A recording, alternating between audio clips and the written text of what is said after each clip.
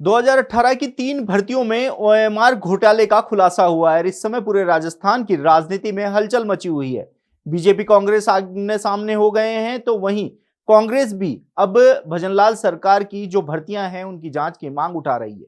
लेकिन OMR sheet का जो खुलासा हुआ है इससे पहले ही राजस्थान बेरोजगार यूनियन के अध्यक्ष हनुमान किसान ने ओएमआर को पर्दे के पीछे से भरने के मामले का जो खुलासा है वह कर दिया था। इन तमाम मुद्दों पर बात करने के लिए मेरे साथ हनुमान किसान मौजूद हैं, उनसे बात करेंगे। हनुमान जी, ओएमआर शीट पर एक बड़ा खुलासा हुआ है जिसने अब कहीं ना कहीं गहलोत सरकार कार्यकाल में हुई भर्तियों पर बड़े सवालिया निशान खड़े किए। देखिए, प्रदेश के युवाओं में इस समय बहुत ही एक असमंजस की स्थिति बनी हुई है कि युवा भरोसा नहीं कर पा रहा है कि वर्तमान में हुआ नहीं हुआ और पिछली भर्तियों में क्या रहा। ये कर्मचारी चयन बोर्ड का गठन जब 2014 में हुआ था, तो इसलिए हुआ था कि संबंधित विभाग एग्जाम नहीं करवाकर एक अलग से एजेंसी हो जिसके माध्यम से पारदर्शी तरीके से एग्जाम हो। लेकिन दुनिया भर की विसंगतियों के साथ अध्यक्ष आते रहे, अध्यक्ष जाते रहे और जो धड़ल्ले से काम होते रहे। 14, 15, 16, 17, 18 में क्या हुआ वो तो भगवान जाने, क्योंकि उस समय तो हम भी इतने एक्टिव नहीं थे और वो तो चीज़ें पकड़ पाना ही बेहद मुश्किल है। लेकिन 24 फरवरी 2018 को जब 23 इससे 1 दिन पहले नंद नरूखा जी जब उसके अध्यक्ष रहा करते थे, 11 महीने में उनसे इस्तीफा ले लिया गया और बीएल जटावत जी को इस पद पर बैठाया गया। बीएल जटावत जी का कार्यकाल जैसे-जैसे आगे बढ़ा और 2018 में बोर्ड को ये सूचना मिली कि हमने 3 भर्तियाँ करवानी है। लेबर असिस्टेंट भर्ती, कृषि पर्यवेक्षक भर्ती और महिला सुपरवाइज़र भर्ती। 3 एग्ज़ाम करवानी है, तो इन्होंने उस कंपनी को ठेका दिया है, जो कंपनी ऑलरेडी जो है ब्लैक लिस्टेड थी। ये कंपनी दिल्ली की थी, लेकिन इसका सारा जो काम-धाम है वो यूपी में हुआ करता था और इस कंपनी का जो प्रमुख था उसने अपनी बीवी, लुगाई से सहित पूरा जो फैमिली था, उस फैमिली के सारे मेंबरों में से अधिकांश लोगों को उसने उसमें पहले ही यूपी की एक बड़ी भर्ती थी जिसमें चयन करवा दिया था। साथ में उस भर्ती के लिए ये भी कहा जा रहा है कि हर दूसरा जो व्यक्ति था वो किसी अधिकारी या फिर किसी बड़े नेता या छोटे नेता का मिलने वाला था। इस कदर वो कंपनी घोटाला करके बैठी हुई थी। 3 कंपनी तीनों का जब उनको डिटेल पता पड़ी, तो उसके बाद में पूरा घटनाक्रम अपने जो है एसओजी की प्रेस वार्ता के माध्यम से, मैंने भी एपिसोड शेयर कर रखा है, उसके माध्यम से प्रदेश के युवाओं के सामने आया और 15 अगस्त 2019 को वो गिरफ्तार हुए। 5 जने तो वो गिरफ्तार हुए। उन 5 जनों ने 3 व्यक्तियों का नाम लिया और 3 व्यक्तियों से कि हमारे 2 व्यक्ति रमेश मीणा, धर्मेंद्र मीणा जी के थ्रू हमारे पास 18 अभ्यर्थियों को जुगाड़ हुआ पूर्वी राजस्थान से। ये लोग तो भी गिरफ्तार होना बाकी है। एसओजी ने अभी 2 लोगों को गिरफ्तार किया है, 2 कर्मचारी चयन बोर्ड के जो है व्यक्तियों को गिरफ्तार किया और 1 अभ्यर्थी को गिरफ्तार किया है। जो भजनलाल जी की सरकार है, कई युवा कहते हैं कि साहब भजनलाल जी का आप धन्यवाद दे रहे हो। मैं इसलिए धन्यवाद दे रहा हूँ कि 40 से ज़्यादा हमने विसंगति दूर करवाई है। इस ओएमआर घोटाले पे मैं कह रहा था कि 22 जून 2024 से हम काम कर रहे हैं। 22 जून 2024 से सरकार को हम ये समझाने का प्रयास कर रहे हैं कि 2019-20 में सरकार ने दबाने का काम किया। यहाँ तक कि उस पर जो हमारा 1 पेज तो पूरा इस पर था कि ऐसा अचानक क्या हुआ कि 19 में सारे पेपर लीक थे। 20 स्टार्टिंग आ गई, सारे पेपर लीक थे। 16 जनवरी 2021 को सरकार के पास इतना प्रेशर आ गया कि तत्कालीन जो अध्यक्ष बीएल जटावत जी हुआ करते थे कि ये एक भी पेपर सही नहीं करवा पा रहे हैं। तो सरकार का कर्तव्य बनता था कि कम से कम कुछ जाँच तो हो, कुछ तो कार्रवाई हो। लेकिन सरकार ने जाँच नहीं करवा के 16 जनवरी को वो इस्तीफा देते हैं और अमूमन हमने ये देखा है कि कभी ऐसा नहीं हुआ कि किसी कर्मचारी ने या अधिकारी ने इस्तीफा दिया हो तो तुरंत स्वीकार हो गया हो। ऐसा लग रहा था जैसे कोई फ़ोन कॉल पे काम हुआ हो, साहब मैंने लेटर भेज के आपके पास भेज दिया, इस्तीफा दे दिया, वो तुरंत स्वीकार हो गया। तो मीडिया में यही खबर चली कि इस्तीफा दिया, तुरंत स्वीकार। आपने बिल्कुल गैपिंग नहीं रखी और उस 16 जनवरी से 29 जनवरी 2021 के बीच में कर्मचारी चयन बोर्ड में ना कोई अध्यक्ष था, ना कोई कर्मचारी थे, ना कोई मेंबर था। 4 मेंबर और 1 अध्यक्ष होते हैं। बिल्डिंग किराए पे चल रही है। किराए की दुकान में जो मालिक है, शटर खोलने वाला कोई नहीं था। और ये संजय माथुर जैसे लोगों ने क्या किया होगा? जब इनके ऊपर बैठे हुए थे तभी इतनी धांधली सामने आई है। तो उस दौरान वो 10-12 दिन में इसने कई सारी ओएमआर को गायब कर दिया और जो ये कर सकता था वो इसने काम किया।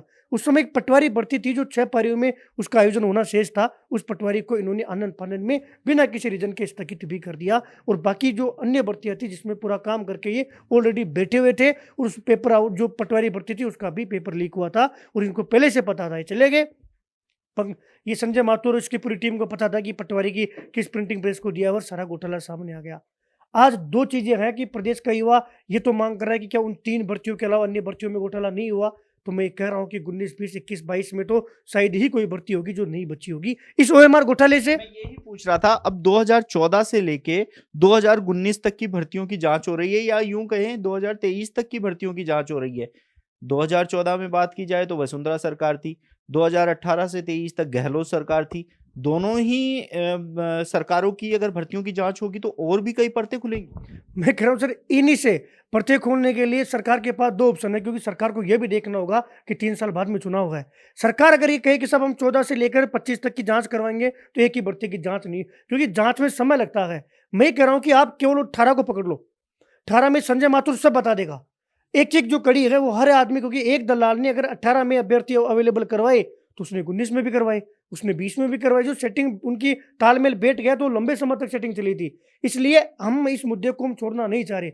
इसमें जो विसंगति थी प्रदेश के युवाओं के लिए, आगामी समय में सारी ओएमआर ऑनलाइन होगी।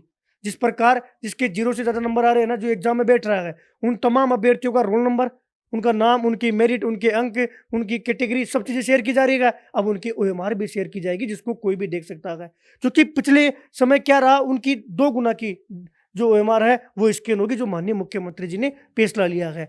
दूसरा फैसला कि जो पुराने कर्मचारी लंबे समय से आरपीएससी में और आरएसएस में कार्यरत है, उसको लेकर बहुत जल्दी आपको फैसला देखने को मिलेगा, ताकि तमाम जो पूरे, क्योंकि इससे हम क्या सीख सकते हैं, ये आज पब्लिक के सामने आया है। हमारे सामने 23, 24, 25 में ये मुद्दा था और हम इसको लेकर काम कर रहे थे। आज बीजेपी सरकार ये नहीं कह सकती कि बेरोजगार यूनियन ने हमें अवगत नहीं करवाया। बेरोजगार यूनियन ने इतना ज़्यादा अवगत करवाया बार-बार कि उनको आखिर में कार्रवाई करनी पड़ी। और एसओ जी का तो मैं धन्यवाद करूँगा कि उन्होंने प्रदेश के लिए लगातार वो बढ़िया काम कर रहे हैं। उनको संसाधन अवेलेबल करवाओ। और आप जो कह रहे हो कि पूरी भर्तियों में पूरे मगरमच्छ पकड़ में आए, उसका एकमात्र जो है एक ही रास्ता है कि सीबीआई जांच करवा लो इन 3 भर्तियों की, और जो पकड़ा जाएगा ना वो बताता जाएगा और एक-एक आते जाएंगे। अगर बड़ा मगरमच्छ सरकार पकड़ना चाहती है और अगर विपक्ष चाहता है कि बड़ा मगरमच्छ पकड़ में आए, क्योंकि आपने इन 3-4 दिनों में एक बात नोटिस की होगी कि कोई भी बड़े मगरमच्छ का नाम नहीं ले रहा। ओएमआर घोटाला आपने उसको लगाया, हमने ये कर दिया, कोई भी नाम नहीं ले रहा। मैं विभिन्न डिबेट्स में भाग ले रहा हूँ, मैं विभिन्न समाचार पत्र देख रहा हूँ, लेकिन पक्ष विपक्ष में कोई भी नाम नहीं ले रहा कि क्यों अध्यक्ष साहब को अपने कर्मचारियों की ताकत दे दी और क्यों उस समय तत्कालीन सरकार ने एफआईआर नहीं करवाई या फिर जांच एजेंसियों को अवगत भी नहीं करवाया और पूरा मामला दबा दिया गया। जबकि ये और कहा गया कि कोई पेपर आउट के लिए कहे, घोटालों के लिए कहे तो उसको जेल में डालो। आज भी युवा डरा हुआ है। सरकार ने युवाओं को लेकर कोई माध्यम स्थापित नहीं कर रखा। ये तो मैं कह रहा हूँ कि हम तो जबरदस्ती टिके हुए हैं, हम तो जबरदस्ती काम कर रहे हैं, तब जाके चीजें, हम तो चाहे 2% ही काम हमारा सक्सेस हो रहा है, लेकिन हम काम कर रहे हैं तब जाके चीजें सामने आ रही है। ये एफआईआर किसी युवा हितैषी ने करवाई है, बीजेपी ने संज्ञान लेकर नहीं की, तब जाके चीजें सामने आई है। पक्ष को भी ध्यान देना चाहिए, विपक्ष को भी ध्यान देना चाहिए और इसको कड़ी से कड़ी पकड़ लो। अभी भी 3 जने तो यूपी में जो गिरफ्तार हुए वो बाकी है, 3 जनों के वहां नाम लिए, 3 जने वो बाकी है।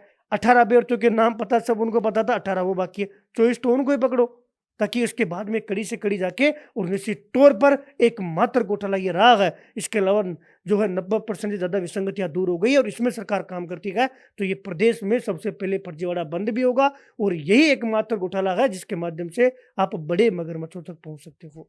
हनुमान जी, देखिए, ओएमआर शीट की हम बात कर रहे थे, लगातार युवा आरोप लगा रहे थे कि पर्दे के पीछे ओएमआर शीट भरी जाती है, लेकिन हर बार इन आरोपों की अनदेखी की या यूं कहें कि सिरे से खारिज कर दिया गया कि ओएमआर शीट में कोई बदलाव नहीं हो सकता है। लेकिन अब सामने आ गया है कि ओएमआर शीट में बदलाव हो सकता है। -6 वाले के 265 या 259 नंबर कर दिए गए। तो ये ओएमआर शीट का खेल क्या अभी भी चल रहा है? देखिए, अगर संजय माथुर वहाँ बैठा हुआ है, अब चीज़ें क्या होती है कि सिस्टम, जो बेरोजगार जो घर बैठा है, जो अभिभावक भोला-भाला होता है, उसको ये लगता है कि हमने वोट देकर जिनको ताकतवर बनाया है, वो हमारे हकों के लिए लड़ेंगे, लेकिन वो हकों के लिए नहीं लड़ते। लड़ता वही है जो कहीं न कहीं से उसके चोट लगी होती है, वंचित होता है। माननीय बोर्ड अध्यक्ष जी आलोक राज जी पे जिस प्रकार से वो जवाब दे रहे हैं, जिस प्रकार से वो काम कर रहे हो, जिस प्रकार से सामना कर रहे हैं, तो हम सीधा बिना आरोप के कि हमारे पास तथ्य नहीं, हम सीधा उन पर आरोप नहीं लगा सकते। हम ये कह सकते हैं कि जाँच करो और उन पर सवाल इसलिए खड़ा कर सकते हैं क्योंकि संजय माथुर वर्तमान में था। आप ये देखिए कि 2024 और 25 में तो बीजेपी की सरकार थी, इसको तो मानते हैं, और कर्मचारी चयन बोर्ड के अध्यक्ष माननीय आलोक राज जी थे। फिर भी पीटीआई भर्ती 2022 में आवेदन एडिट क्यों हुए?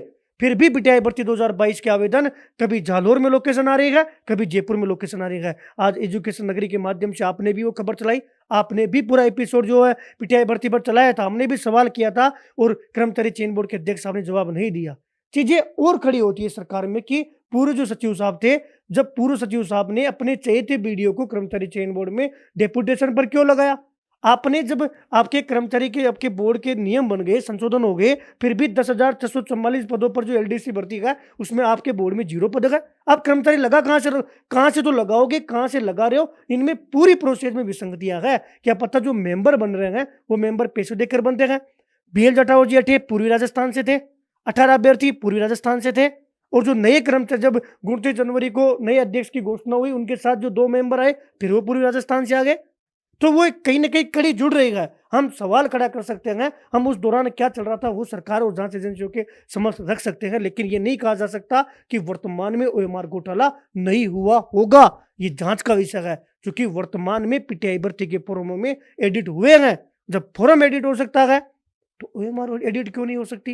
ये तो संजय माथुर जवाब देगा, जो वर्तमान में एसओजी ने उनको गिरफ्तार कर रखा है और पूरी जांच चल रही है। बिल्कुल, देखिए ये हनुमान किसान जी थे। ओएमआर शीट मुद्दा इस समय गर्म है। भजनलाल सरकार लगातार कांग्रेस को घेर रही है, तो वहीं इस खुलासे के बाद सीएम भजनलाल शर्मा ने प्रदेश के लाखों युवा बेरोजगारों के हितों को ध्यान में रखते हुए 2 बड़े फैसले लिए हैं। यानी कि वो फैसले हैं, ओएमआर शीट अब ऑनलाइन होगी, जिसको हर कोई देख सकता है। ऐसे में अब देखना होगा कि कांग्रेस सरकार के दौरान 19 में से 17 पेपर लीक हुए और 3 और भर्ती परीक्षाओं के ओएमआर शीट घोटाले का खुलासा हो गया है। इसके बाद अब आने वाले समय में और कौन सी भर्तियां रडार पर रहेंगी और बड़े मगरमच्छ कब सलाखों के पीछे रहेंगे, ये भी देखने वाली बात होगी। आप देखते रहिए एजुकेशन नगरी। मैं हूं ललित वर्मा।